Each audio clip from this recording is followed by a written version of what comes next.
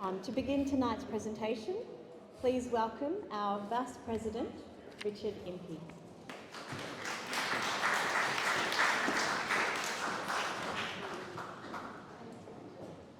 Thank you. Well, it's great to see so many people here tonight. Bumper crowd, and we're not even at the football. Okay, so first off, I'd like to talk about just very briefly about the Spring Select exhibition. One of 3 select exhibitions held each year by VAS, so this is our last one for the year. Votes cast by exhibiting artists are used to decide the list of candidates for the Artist of the Year exhibition later in the year.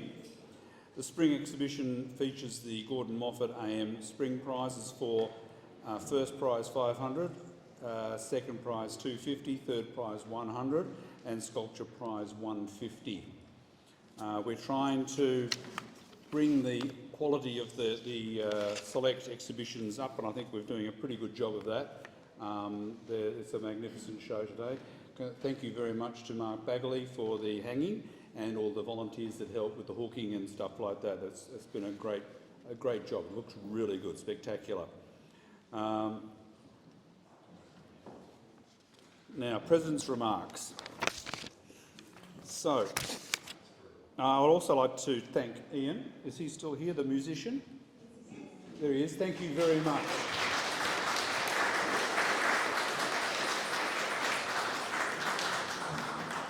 It's lovely to have another artist of different coming in here and giving us that other extra quality in the actual environment here. Apart from the paintings and the sculptures, we've also got the audio with the music. I'd also like to thank the volunteers and staff that have helped to put this exhibition on. There's a lot of work goes on behind the scenes to get this right, and they're doing a marvellous job. We've also got the guest sculptor. It's Anne Anderson, and she's exhibiting here in the far room there. So have a look on the little name places and things like that. Is Anne here? There she is, up the back there. So, yep. Absolutely beautiful work. Thank you for Rachel on the committee for organising the guest sculptor too. So that's been a really good thing to have, having other people from outside coming in here and displaying their work. There's lots of conversations and thoughts and interest generated.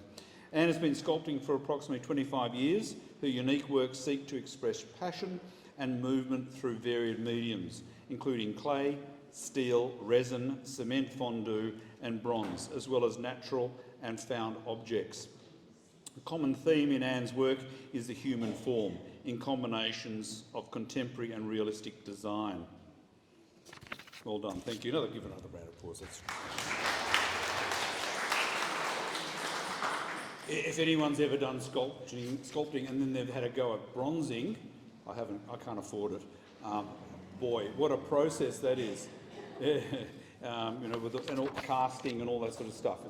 Until you've tried different things, you have no idea how the effort that goes into producing things like the sculptures.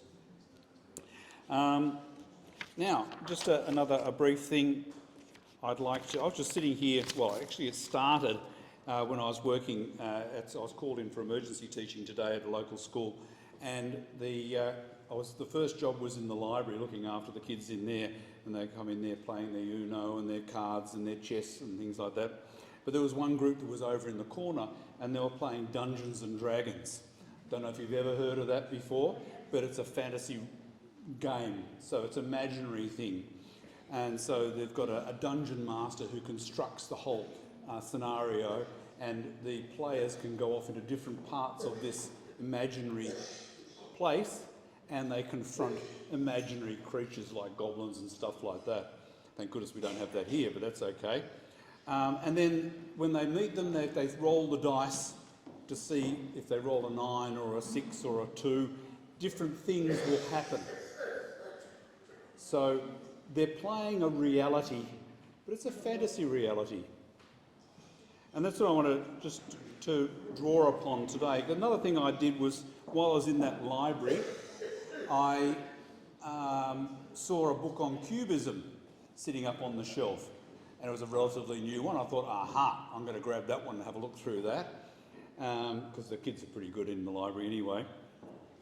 And I've borrowed it to take home and have a good read. And I've read, I think, the first 1 or 2 pages, but I thought one of the things that came from that book, just in the short bit of reading I did, was viewing reality cubism, viewing reality simultaneously from multiple angles and depths. And that sort of grabbed me straight off. I thought, that's interesting. And then I thought, reality is a human construct. We all experience reality in different ways through our senses. Some people see better than others due to their physical biology. Interpretation of our perceived reality is moulded and adjusted by our individual life experiences and beliefs. Take example, a life drawing or painting session, say down here in the studio if you've ever done it. Everyone creates an image of what they see. None are the same. The view from this angle is different from another. Both are reality at the same point in time, but seen from different viewpoints. Throw in artistic skills, interpretation, styles, media, then reality is expanded exponentially. Every painting here tonight is an artist's view of their reality, drawn from imagination, observation and experience and perception. Prime example, if you go down to the Cato and the Mackley Members Room, you'll see on one side Greg Smith's exhibition of his paintings. And then you go on the other side and you see Ray Hewitt's. Both are real, both are reality, but so totally different. So have another good look when you go down there. I applaud you all for your contributions tonight for this wonderful exhibition, and enjoy the exhibition. Thank you.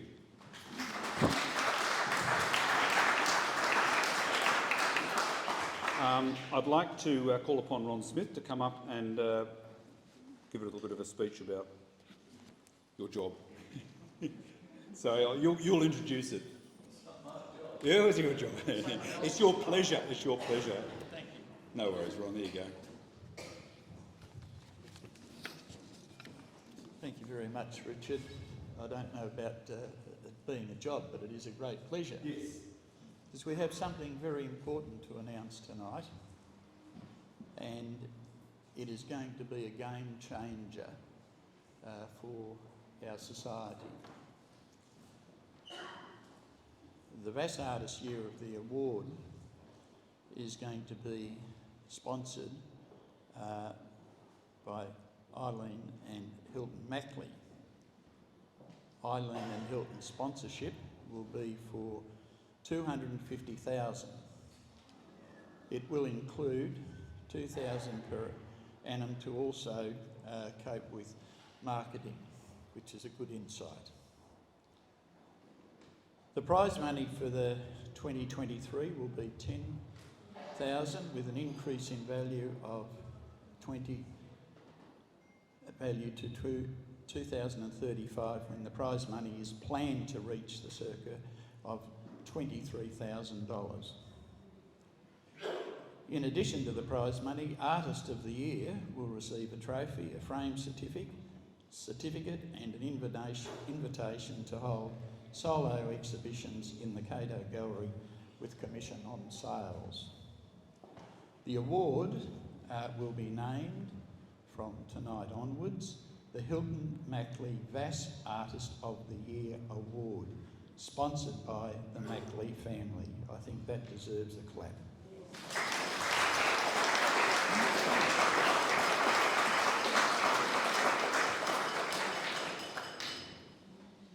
Now, of course,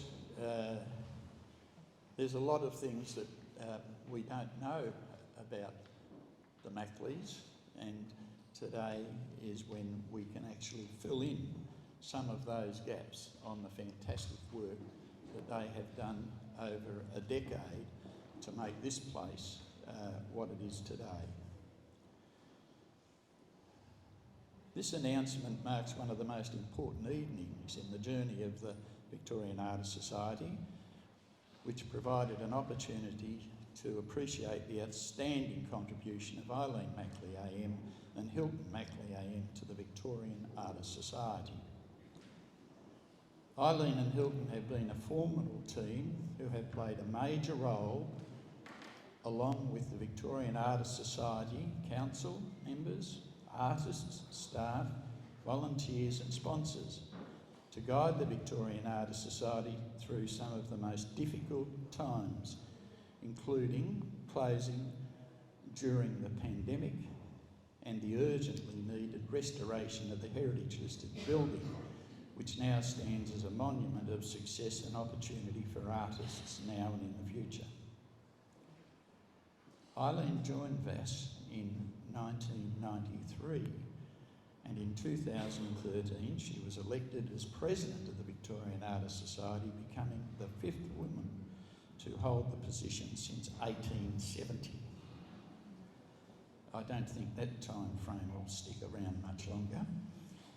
Eileen implemented many changes with the VAS councils, including extra studio classes, new exhibitions, corporate sponsorship, and a commencement of the extensive renovation program. And as I said, when you walk in the place today, it was nothing like it was about 7 years ago. We had ladders and scaffold all through. And in fact, the room that we sit in was one of the first that we tackled, Eileen, wasn't it? We started without letting certain people know in the bureaucracy, but that didn't worry us. Yeah. One rebel in the crowd, good. The announcement tonight of the Hilton Mackley VAS Artists of the Year Award, sponsored by the Mackley family, provides a perfect time to recognise the significant role Hilton has played for many years in guiding the Victorian artists down a successful financial path to a sustainable future. His business life has predominantly been in the advertising industry, with emphasis on management and directorships on many company boards. Hilton has a strong supporting interest in the VIC Arts and is delighted the award will carry his name. Being nominated VAS Treasurer in 2016, he was instrumental in guiding VAS through the restoration program of the building, ensuring, importantly, finances were in a sound position to support the project. At this point, he also introduced a pro bono legal team to VAS, providing advice on legal matters, and we had quite a few doing the renovation. On becoming chairman of fundraising, he assisted in the introducing trusts, foundations and philanthropists together with loyal VAS members to support the building restoration. $2,500,000 was raised, which included $1,500,000 donation from Eileen and Hilton personally to assist covering the restoration costs. Every time we started something, we seemed to find more costs coming our way. As chairman of the VAS Restoration Committee, he worked with the team from the Heritage Victoria, together with the architect and builder, ensuring costs and protocol were closely followed. Remember, this is a National Trust building. There's lots of people in government like to know what's going on about it. Under his guidance, a special resolution was presented to the VAS AGM and passed by the membership, enabling donations for sponsorships to become tax deductions, which was a big step forward for us. He also ensured good governance continued during the COVID lockdowns, 2019 to 2022, and financial stability maintained despite there being nil income to the society during this time, which was a very difficult task. Other personal donations undertaken, providing initial finance for upgrading the VAS permanent collection and funding that great 150th anniversary book. Hilton has been noted for his fundraising and financial abilities, significant donations and support to the completion and restoration of the VAS Heritage building together with the financial stability of the Artists Society, he received the Order of Australia AM for his contribution to advertising and industry in the arts. Eileen and Hilton,